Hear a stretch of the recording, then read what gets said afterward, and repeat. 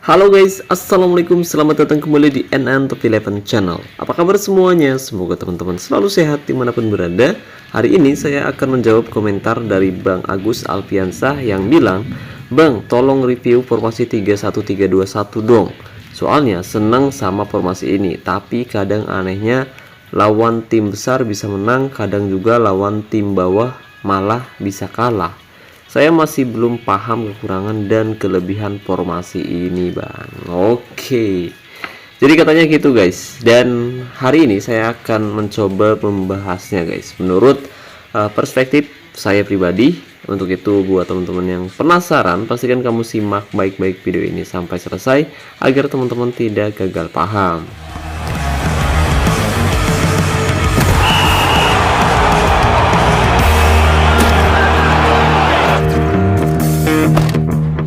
Oke guys, jadi hari ini saya akan membahas kelebihan serta kelemahan formasi 3-1-3-2-1 request dari Bang Agus.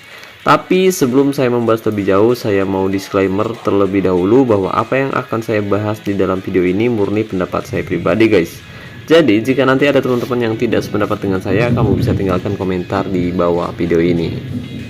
Oh ya, satu lagi guys, saya mau minta tolong nih guys, khusus buat orang baik yang nonton video ini. Ya, saya tahu ini berat banget, bahkan lebih berat dari angkat berat 1 ton. Tapi ini harus dilakukan guys. Jadi mohon bantuannya guys, agar channel ini bisa terus berkembang dengan baik ke depannya. Di sisi kiri bawah video ini ada tombol like guys. Tolong ditekan sekali aja guys, sekali aja. Ya betul gitu guys. Nah kalau sudah, silahkan tinggalkan komentar di bawah video ini. Terima kasih banyak buat teman-teman yang sudah like. Semoga teman-teman selalu sehat dan dilimpahkan rezekinya oleh Tuhan Yang Maha Kuasa. Amin ya Allah. Oh iya, dan saya ingatkan lagi buat teman-teman khususnya para sultan yang berencana top up untuk memperkuat timnya di awal musim nanti, saya rekomendasikan teman-teman top up di Instagramnya Kiano Store. Jadi di sana tuh menjual token dengan harga yang lebih murah dan yang pasti amanah. Dan di sana juga bisa unlock sponsor spesial premium atau bisa juga unlock kartu bulanan dengan harga yang lebih terjangkau guys. Lalu untuk cara top upnya juga mudah guys. Nanti kamu bisa top up via ID Top 11 atau juga bisa top up via login. Jadi tunggu apa lagi nih? Khusus buat para sultan yang berencana top up untuk memperkuat timnya, top up aja langsung di Instagramnya Kiano Store. Linknya ada pada deskripsi video ini ya guys. Terima kasih. Oke guys, tidak terasa saat ini kita sudah berada di matchday ke-9 kompetisi liga, di mana tim saya saat ini masih berkutat di posisi 2 klasemen dengan raihan 24 poin. Selisih 3 poin dengan Top Gun FC yang sukses mengoleksi 27 poin. Dan hari ini tim saya akan menghadapi RNFC, tim yang saat ini duduk di posisi ke-7 klasemen liga untuk sementara. Tentu kemenangan atas RNFC sangat penting sekali untuk tim saya FC Buteng yang sedang berusaha keras mempertahankan gelar juara liga. Tapi untuk menghadapi mereka, kali ini saya tidak akan menggunakan taktik, strategi maupun formasi andalan saya guys, yaitu formasi 3-1-4-1-1 maupun formasi 3-2-1-3-1. Tapi hari ini saya akan menggunakan formasi 3-1-3-2-1 sesuai request dari Bang Agus. Selain itu, hari ini saya juga tidak akan menurunkan pemain andalan saya sejak menit awal guys. Jadi, saya akan mencoba menurunkan pemain lapis kedua di babak pertama hingga mendekati akhir babak kedua. Baru nanti kita masukkan pemain inti yang saya miliki. Dengan begitu kita bisa menganalisa lebih dalam letak kelemahan serta kelebihannya ada di mana guys. Nah, cara ini bukan bermaksud untuk meremehkan tim lawan ya guys ya, tapi di sini saya hanya ingin tahu apakah dengan kualitas pemain yang biasa saja dengan formasi 3-1-3-2-1 tim saya masih bisa mengalahkan mereka, atau justru tim saya bisa kebobolan dengan cukup mudahnya. Jadi ya itu yang nanti kita lihat dan analisa seberapa bagus ketika fase bertahan dan juga ketika fase menyerang. Karena jika nanti saya menurunkan pemain inti, pemain bintang yang saya miliki, tentu hasilnya bisa jauh berbeda ya guys ya, karena tim saya memang lebih diunggulkan dari segi kualitas individu. Ya meskipun dari segi kualitas rata-ratanya cukup berimbang, tapi dari segi kualitas mutu individu tim saya jauh lebih diunggulkan daripada tim lawan guys. Untuk itu saya tidak akan menurunkan pemain bintang yang saya miliki, pemain inti yang saya miliki sejak menit awal, tapi saya akan menurunkan pemain lapis kedua untuk menggantikan peran pemain inti yang saya tempatkan setiap hari, guys. Oke, dan sekarang dua pemain sudah masuk di bangku cadangan, yaitu Erling Haaland dan juga Siversen. Tapi rencananya nanti Piala Soala juga akan ditarik keluar. Jadi kita akan memasukkan Susilo sebagai gelandang box to box di area tengah menggantikan peran Villa Osla yang bermain sebagai box to box juga. Nah, di sini kita bisa perhatikan 3 pemain bintang yang saya miliki sudah berada di bangku cadangan ya guys ya, dan kualitas mutu keseluruhan tim saya juga sudah menurun di angka 77,5% guys. Dan formasinya kurang lebih seperti ini, yaitu formasi 3-1-3-2-1. Formasi ini cenderung lebih ofensif. Nah, bedanya formasi ini dengan formasi 3-1-2-3-1, jadi ada sedikit perbedaan yang harus kita perhatikan. Nah, formasi 3-1-3-2-1 seperti ini biasanya cenderung akan lebih banyak melakukan serangan yang cukup random dari antara sayap kiri maupun dari sayap kanan. Sementara formasi 3-1-2-3-1 lebih cenderung menyerang dari area tengah, seperti halnya formasi 3-1-4-1-1 maupun formasi 3-1-5-1 yang cenderung lebih banyak menguasai bola. Tapi formasi 3-1-3-2-1 biasanya cenderung akan sedikit bermain melebar ya guys ya, apalagi jika kita punya penyerang sayap yang produktif. Jadi mereka akan bermain melebar, menguasai lebar lapangan. Dan formasi 3-1-3-2-1 memang cenderung lebih ofensif dan cukup berbahaya ketika mendapatkan bola di area pertahanan lawannya guys. Tapi formasi 3-1-3-2-1 memiliki banyak kelemahan di area pertahanan, terutama ketika pemain tengah ataupun pemain depan kita melakukan kesalahan. Formasi seperti ini biasanya akan cenderung dimanfaatkan oleh tim lawan untuk melakukan serangan balik cepat ke gawang tim kita guys, dan mereka akan mengejutkan tim kita dengan skema serangan balik cepat yang tentu saja sangat berbahaya, karena ketiga back yang kita tempatkan biasanya cenderung akan bermain lebih ke depan, apalagi ketika kita menerapkan taktik, strategi, dan formasi gigih menyerang ya guys ya. 3-1-3-2-1 yang saya terapkan adalah taktik atau formasi gigih menyerang, karena di sini saya sadar saya tidak menempatkan back yang cukup tangguh guys. Jadi kita menggunakan strategi gigih menyerang agar nanti pemain-pemain depan saya bisa mendominasi area lini pertahanan tim lawan dengan cukup agresif. Karena ketika kita bertahan, kita tidak memiliki pemain bertahan yang solid, justru ini akan menjadi sangat berbahaya untuk lini pertahanan tim kita. Untuk itu ketika kita punya lini serang yang bagus, gunakan gigih menyerang saja. Karena ketika kita bertahan tidak ada jaminan tim kita bisa bertahan dengan baik, apalagi ketika kita tidak menempatkan pemain bertahan yang cukup solid. Dan untuk taktiknya di sini saya menggunakan taktik dengan mental tim gigih menyerang, fokus umpan perpaduan, gaya umpan perpaduan, serangan balik mati, tujuannya agar tim kita bisa lebih banyak menguasai bola, gaya tekanan tinggi, gaya tackle keras, gaya penjagaan jaga di arah tertentu, dan jebakan offside nyala.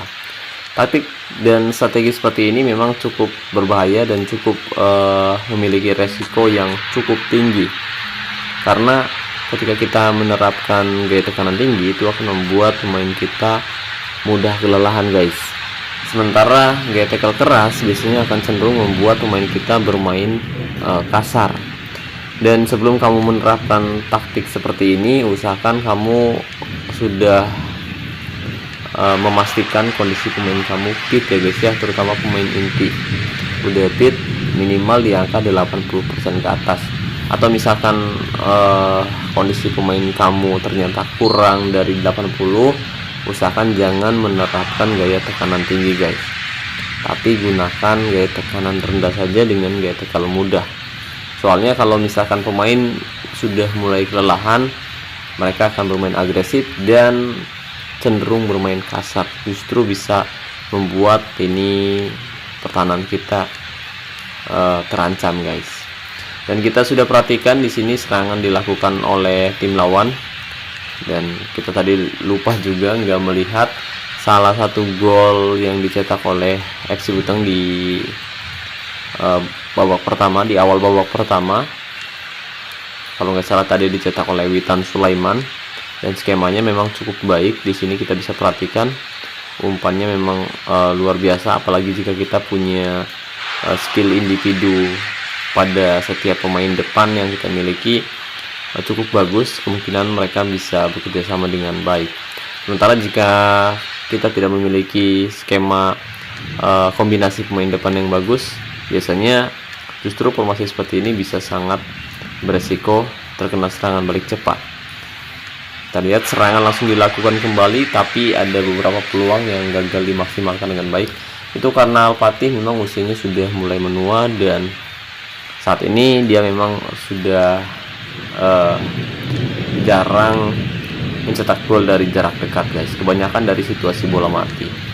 Dan kita lihat seperti yang kita bahas bahwa pemain bertahan yang ditempatkan oleh tim saya memang cenderung keluar terlalu jauh dari areanya, dan gol tercipta dari skema serangan balik cepat ya guys ya, dimana pemain bertahan saya tidak bisa menghentikan serangan balik dari tim lawan, guys. Pokoknya sangat mudah banget. Dan di sini kita bisa perhatikan, oke. Oh iya, saya di sini menggunakan bonus latihan menyerang ya guys ya. Dan gol kembali tercipta lewat sepakan Al-Fatih yang luar biasa di menit ke-29, skor 2-1. Oke. Jadi taktik yang kita terapkan kali ini bukan hanya sekedar menang dan kalah saja. Jadi kita perhatikan di mana letak lemahnya, guys. Tadi kita sudah melihat di saat tim lawan mencetak gol penyama kedudukan melalui skema serangan balik cepat, dan kita sudah bahas di awal bahwa tadi formasi seperti ini memang cenderung terkena serangan balik cepat, guys. Kali ini skor 2-1 di menit ke-37, serangan dilakukan oleh FC Buteng. Kita perhatikan ada Malis memang melakukan umpan-umpan yang luar biasa. Ricky Kambuaya berhasil mencetak gol lewat assist dari Al-Fatih. Jadi memang sangat bagus untuk skema tiki-taka ketika kita menggunakan formasi seperti ini, guys. Mark Rob kali ini menggiring bola, umpan lebar. Kita perhatikan coba mengeso lini pertahanan tapi gagal, dan lagi-lagi kita lihat hanya ada dua pemain bertahan dari FC Buteng. Oke, bagus. Ada rekan Bago tadi, andaikan saja penyerang sayap kanan dari Eran FC memiliki kecepatan, kemudian passing yang baik, serta salah satu pemain lainnya punya penempatan posisi yang bagus, ada kemungkinan tim kita akan kesulitan untuk bisa bertahan dengan baik. Tapi beruntung penyerang-penyerang yang ditempatkan oleh Eran FC ternyata biasa aja, tidak ada yang terlalu istimewa, guys. Kali ini pelanggaran kembali dilakukan oleh pemain bertahan tim lawan. Kartu kuning diberikan, tendangan bebas akan dilakukan. Al-Fatih kali ini mengambil si kulit bundar, mundur 2 langkah, bagus sekali. Al-Fatih, sayang sekali sepakan Al-Fatih masih bisa ditepis dengan sangat mudah sekali, pemirsa. Penyelamatan yang sangat gemilang dilakukan oleh penjaga gawang Eran FC. Dan kita bisa perhatikan penurunan performa terlihat dari pemain FC Buteng, yaitu Josran. Dia adalah gelandang, dia adalah back tengah dari FC Buteng. Oke. Sejauh ini performa dari formasi 3-1-3-2-1 cukup baik. Dan untuk ball possession kita unggul juga 64-36, total tembakan 16-9, shot on target 8-3, dan untuk shot efisiensi 38-33. Untuk umpan sempurna hampir berimbang ya guys ya. Kali ini Witan Sulaiman melakukan, sayang sekali guys. Nah, pada fase menyerang memang terlihat sangat bagus sekali ya guys ya, antara strategi tiki-taka, kemudian ada umpan crossing, kombinasinya memang cukup bagus. Formasi 3-1-3-2-1. Tapi saya ulangi lagi bahwa formasi ini punya kecenderungan lemah di area pertahanan. Jadi ketika tim kita sudah mulai tertekan, formasi ini bisa sangat-sangat berbahaya guys. Jadi Ricky Kambuaya menggiring bola berhasil dipotong. Lagi-lagi skema serangan balik cepat dilakukan, hanya ada 2 pemain, 1 pemain bahkan kita perhatikan sangat-sangat terbuka. Lini pertahanan tim saya berbahaya, tapi beruntung kali ini lagi-lagi serangan balik yang dilakukan oleh Iron FC berhasil dimentahkan oleh pemain bertahan FC Butang. Tekanan kemudian dilakukan Witan Sulaiman. Al-Fatih nyaris saja, tandukan Al-Fatih nyaris saja berbuah gol,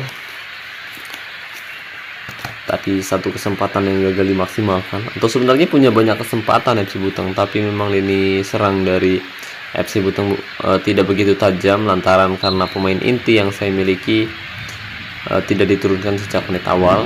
Dan kita bisa perhatikan meskipun dari segi kualitas mutu mereka sedikit lebih diunggulkan, tapi dengan hanya mengandalkan pemain lapis kedua, tapi tim saya mampu menghajar mereka dengan skor 3-1 di Stadion FC Butang.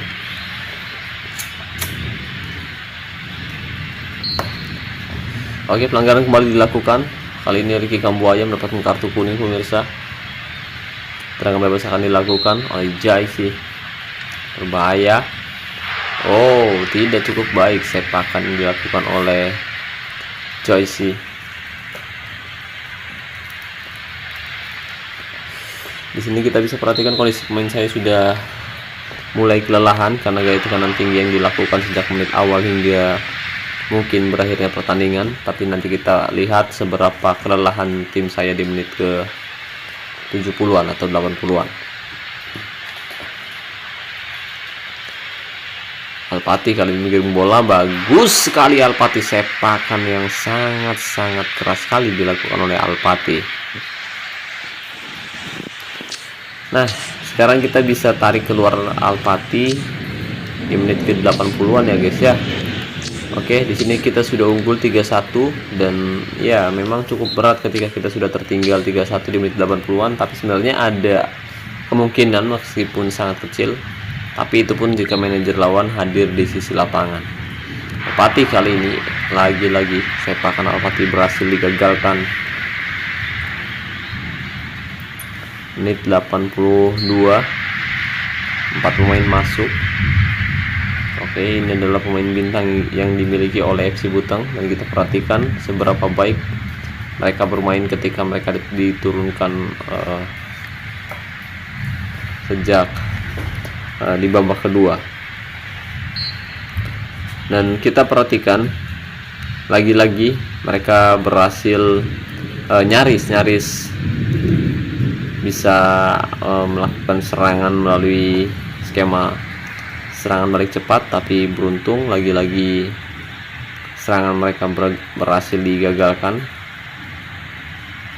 Ada Malis kali ini umpan kepada Ricky Kambuaya. Nah, sering banget guys kita perhatikan hanya ada satu back tengah saja di lini pertahanan FC Butang, itu pun dia bermain sangat jauh ke depan.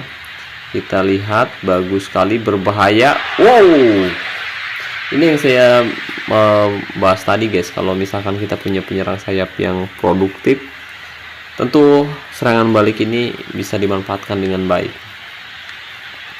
Tekanan demi tekanan dilakukan kali ini oleh kedua kesebelasan, tepatnya di menit ke-88 ada Mark Locke, umpan jauh ke depan. Erling Haaland yang dituju, bagus sekali, hantam dan gol tercipta. Dia berhasil mencetak gol keempat untuk FC Butang di akhir babak kedua, skor 4-1 pemirsa. Jadi memang cukup baik kerjasama antar pemain menggunakan formasi 3-1-3-2-1 guys. Tapi ya formasi ini cenderung terkena serangan balik cepat lebih banyak daripada formasi-formasi sebelumnya guys. Jadi cukup beresiko ketika kita menerapkan formasi 3-1-3-2-1. Mungkin saran saya daripada menerapkan formasi 3-1-3-2-1 lebih baik sekalian offensive guys. Karena formasi 3-1-2-3-1 ataupun formasi 3-2-1-3-1 lebih gimana ya, lebih enak aja gitu. Dan di sini kita bisa perhatikan untuk FC Butang sendiri yang sebenarnya sudah menurunkan segi kualitas untuk keseluruhan, tapi alhamdulillah berhasil mengalahkan Iron FC yang berusaha keras sebenarnya ingin naik ke posisi yang lebih tinggi, tapi kali ini mereka harus mengakui ketangguhan FC Butang.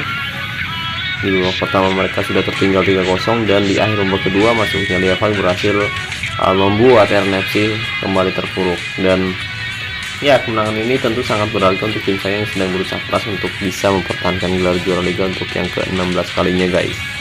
Nah, untuk kesimpulannya sendiri kita bisa perhatikan seperti yang kita bahas bahwa untuk ball possession kita memang unggul ya guys ya, ini karena manajer lawan tidak hadir di sisi lapangan. Sementara untuk total tembakan di sini banyak banget peluang yang terbuang sia-sia, 30 kali percobaan tembakan, 16 sasaran dan 42 gol. Sementara RNFC hanya bisa melakukan 16 kali percobaan tembakan, 4 sasaran dan 1 berbuah gol.